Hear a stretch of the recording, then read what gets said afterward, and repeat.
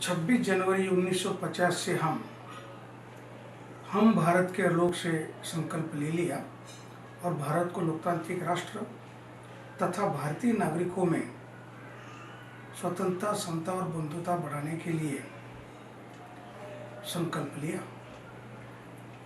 व्यक्ति की गरिमा यानी कि एक व्यक्ति एक मूल्य स्थापित करने के लिए भारतीयों में बंधुता दृढ़ होना बहुत जरूरी है और उसके लिए एक पहचान यानी कि भारतीय बनना जरूरी है।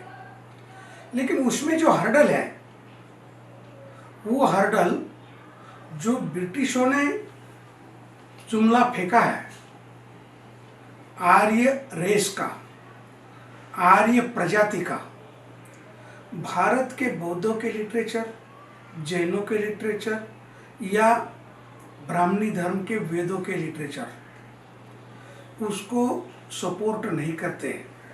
किसी में भी आर्य रेस का उल्लेख नहीं है। ये तो आपने वो और सुधराज में देखा।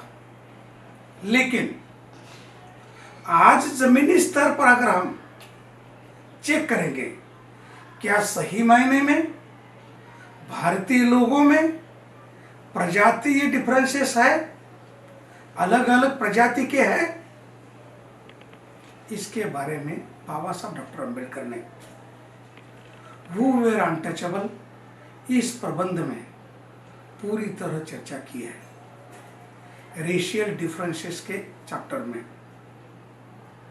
अगर रेशियल डिफरेंसेस के चैप्टर में वो देखा जाए तो आपको ये स्पष्ट नजर आएगा। उन्होंने मानव वंश शास्त्र के आधार पर हेड इंडेक्स और नोज इंडेक्स भारतीयों को दिए हुए हैं। उसके आधार पर अगर देखा जाए तो तमिलनाडु का लोअर कास्ट का व्यक्ति और तमिलनाडु का हायर कास्ट का व्यक्ति दोनों में हेड और नोज इंडेक्स में कोई डिफरेंस नहीं है। पंजाब का लोअर कास्ट का और हायर कास्ट का दोनों में कोई डिफरेंस नहीं है। इसी तरह भारत के हर प्रांत में, हर गांव में आप आकर देखेंगे तो लोअर कास्ट और हायर कास्ट के शारीरिक स्ट्रक्चर में, कलर में या पहचान में कोई डिफरेंस नहीं है। कोई भी आदमी ये नहीं कह सकता तमिलनाडु के लोग बैठे हैं और उसमें से ये नहीं बोल सकता कि ये सो एंड सो कास्ट का हो और ये सो एंड सो कास्ट का।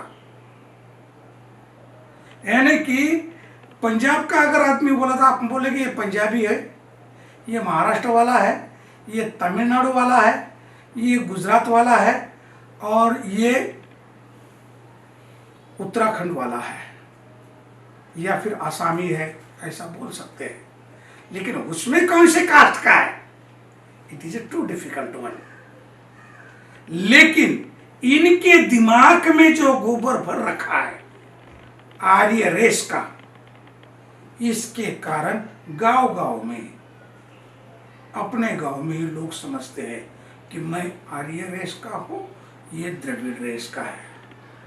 तो ये जो जुमला ब्रिटिशों ने फेंका है उस जुमले को समाप्त करना होगा।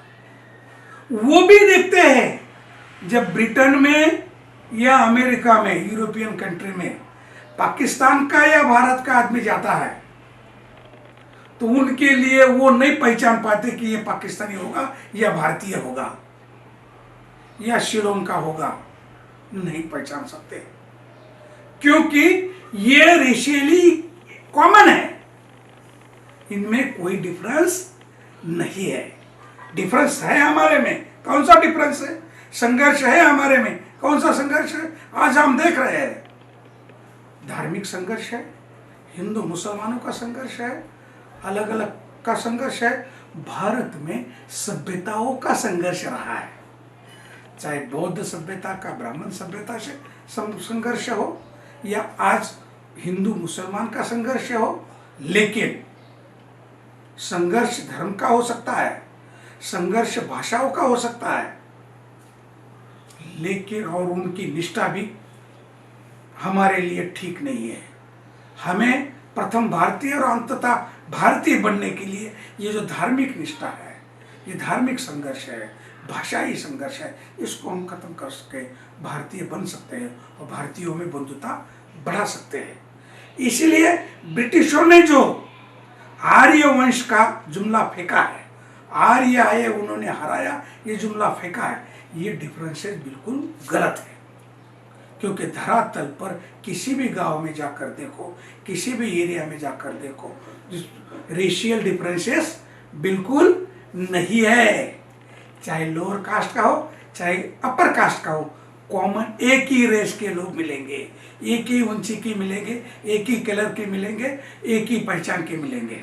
तो इसीलिए भारतीय साथियों, जो जुमला ब्रिटिशों ने फेंका आर्य वंश का, आर्य आक्रमण का और आर्य कलर का, आर्य गोरे हैं और द्रविड़ काले हैं, ये बिल्कुल गलत थ्योरी है।